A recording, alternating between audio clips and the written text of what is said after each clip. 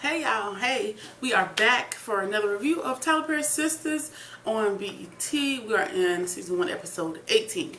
So we're just gonna jump right into it. We are in the wake of Morris attempting to attack / rape Andy.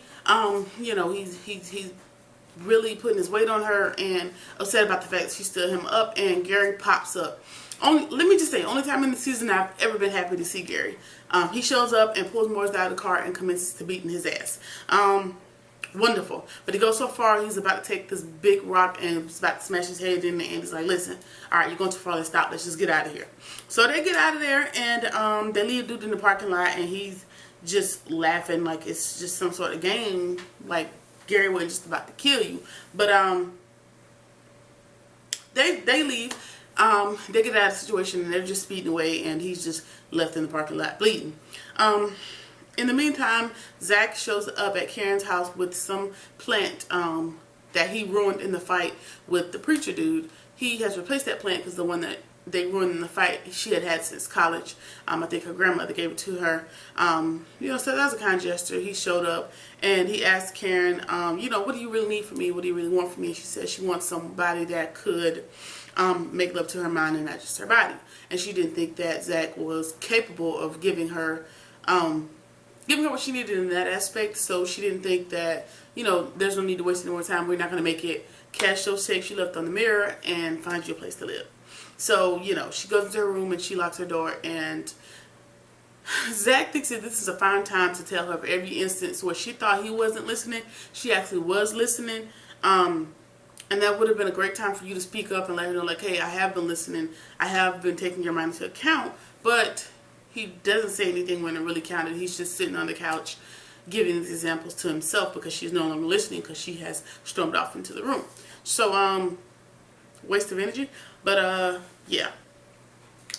So we move on, and Gary and Andy are driving away from the scene, and she's like, okay, we're about to head to the police station, and Gary's like, no, don't do that. And she's like, well, what's the problem? And Gary tells her, like, hey, if you're gonna go to the police station, I think you should go, but you gotta let me out of the car first. And she's like, why is that? He was like, yeah, I think the private investigator is telling you, like, I can see her car, she's behind you. And she's like, no, if that's the case, what's the point of me letting you out? And he lets her know, like, hey, I was able to shake her earlier, I guess, which is in the moment he was able to save her from Morris, from the attack from Morris, and that she's probably she's going to know I'm with you if she catches up to your car, so you need to go ahead and let me out. And then he lets Andy know that the private investigator has installed a tracking device on her car, which is why the lady knew where she was. Installed a tracking device on her car, so I don't know if he's known this the whole time or whatever. I'm sure they'll figure that out next episode. But he also says that he has placed, if I'm not mistaken, that he placed tracking on the private investigator, so he needs to get out of Dodge before they all get caught. It's a lot. It's a lot to me. It's just a lot. Anyway, Sabrina's back at home just sulking about her relationship, or the lack thereof, with Calvin. And Morris shows up to borrow one of her hats to complete his drag ensemble and invites her to the drag show. She doesn't want to go, blah, blah, blah. She still want to sulk. Whatever.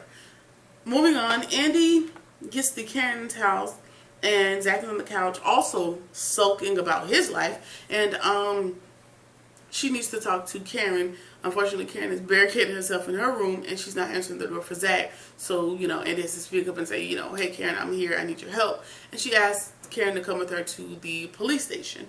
And Zach is like, what is dude at? Who is this dude? Did he hurt you? Blah, blah, blah, blah, blah. And, Andy and Karen are just trying to beeline it to the police station. They don't have time to explain a whole lot to Zach. So everybody's headed to the police station at this. So they are all at the police station, and she's telling Karen, while they're sitting there waiting on somebody to take their statement, then she's telling Karen everything that happened. But she tells Karen, I don't want you to tell the other girls right now. It's too fresh, too new. Just don't tell nobody else right now, which kind of goes back to my last statement from the next video, from the previous video, just talking about like the girl group dynamics and how Karen and Andy have their own little relationship inside the group of girls, and then Sabrina and Danny have their own relationships as well. So I guess that kind of attests to the closeness that Andy and Karen have at this stage of the game. Just an interesting point. Sabrina decides that she does want to go to the drag show, and the bartender asks her, hey, are you here to see Calvin? And she's looking like, who? Who? And she's like, and the bartender's like, yeah, Karen, Calvin is about to perform. He's pretty good, so you should stick around and see it. So now we are back on the Sabrina Calvin roller coaster. She has an attitude now. She wants to leave the club. Okay, girl. Jack is standing outside the police station smoking a cigarette, I'm going to assume, because it doesn't really make sense to smoke weed outside of a police station. Well, they're in California, so it might be illegal. Neither here nor there. But he's standing outside the police station and he's smoking, I guess trying to ease his mind with everything that's going on. And a lady cop just walks up on him and she's giving him a lot of static, like, just because, like, you're not supposed to be smoking out here. So he puts it on the ground, put it out. Oh, now you littering, get against the car. I ain't gonna tell you no more. I'm gonna shoot you. Like, just real bravado with it, just giving him, smoke. And then she tells him, turn around, look at my face. Do you know who I am? And she turns around and she starts laughing. And I guess she was someone he went to high school with, and he was like the little jock boy that kind of hit it and quit it and never called her again. And also made fun of her during that stage of life. But they kind of catch up, and they're low-key flirting at this point. And she tells Zach to give her a call. She gives Zach her card, and so that they can catch up. So again, interesting, because Zach, you are still vying for Karen because you love her so much, but you over here taking cards and meetups. Still, can't be mad at you because your last interaction with Karen, she told you she don't want you no more. So y'all got a lot going on as well. So we'll see what happens with that. The cowboy shows up at Danny's. Well, actually, the cowboy is texting Danny, and he's sending her like pictures, messages like, "What you doing?" They're just talking back and forth. Well, he's talking. She's not responding, I guess, because she don't feel like responding. And he asked her, do you like surprises? And he sends her another picture, and it is of him at her front door. So it turns out he is at the front door with flowers, and he's there to cook dinner for her. Wonderful, great, magnificent. However, how do you know this lady didn't have somebody else over there? How do you know that she wasn't going through something? Like, that was a little triggering to me, because don't show up to my house and I didn't invite you. I didn't confirm, these types of things. That's a little bit too much for me, but that's also not my life. But it was cute. It was cute for the scene's sake, but popping up at somebody's house unannounced is definitely not a good way to start off, considering y'all ain't really solidified nothing at this point. But it was cute enough. So now he cooking her steak and potatoes in a nude. Wonderful. All right, so Mr. Morris, is his name Morris or Norris? He's gonna be Morris today. Morris shows up at the police station and he is hurt. Like, he needs a doctor. He probably got a cracked rib or two. Like, he can barely breathe. But all he wants is for them to go get Gary. He says he knows where Gary is, and they need to go get him. And while he's talking to the receptionist lady, Jasmine shows up and she's like, well, what are you doing here? Did you call and tell him? Sorry, it's my dryer. Morris shows up at the police station, and he is hurt. He needs an ambulance, but all he is really worried about is sending the police to where Gary is so they can get him for beating his ass. Right? Well, a few minutes later, Jasmine shows up and she's like, what's the problem? And he's like, did you call Gary and tell him where I was going to be? Like, what's up? And he was like, no. And so now Morris decides to tell Jasmine that, hey, Gary and Andy were together and I caught them, and Gary flipped out and beat me up, so that's why I'm here. That's what the problem is. Gary flipped out on me. We all know that is That's not true.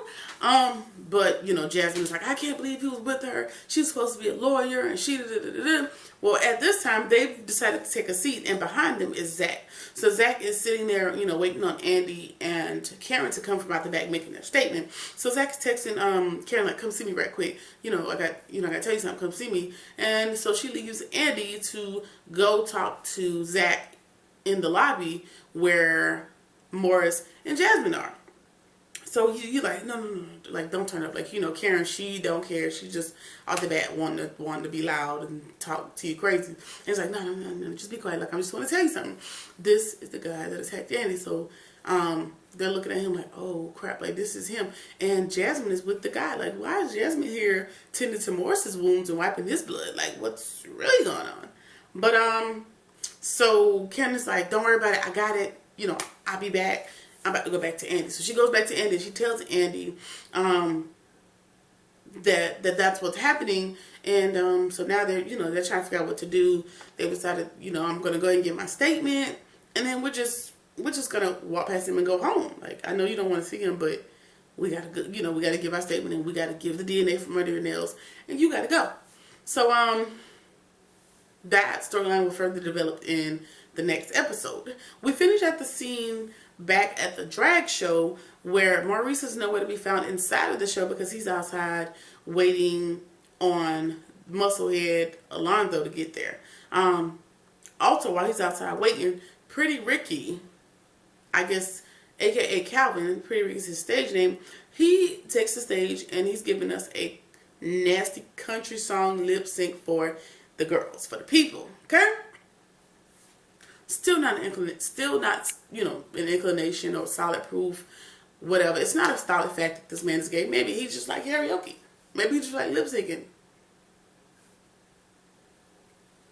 I don't know what else to do because the Sabrina, Calvin, maybe you gay, maybe you not saga, it is weighing on me. It is heavy, and I'm ready for it to be done. Okay? Alright.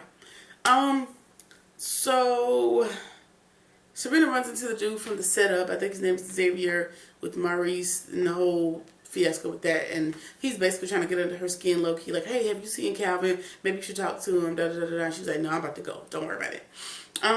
So now she's upset again and she leaves. Maurice is outside and Alonzo shows up and, he's smoking weed. And he's like, oh, what up? And he was like, oh, so, do you like what I have on? Maurice is like, oh, do you like my outfit? And he's like, yeah, it's alright. He was like, are you really gay? And Maurice is like, yeah. Like, he's confused at this point. He's flabbergasted. And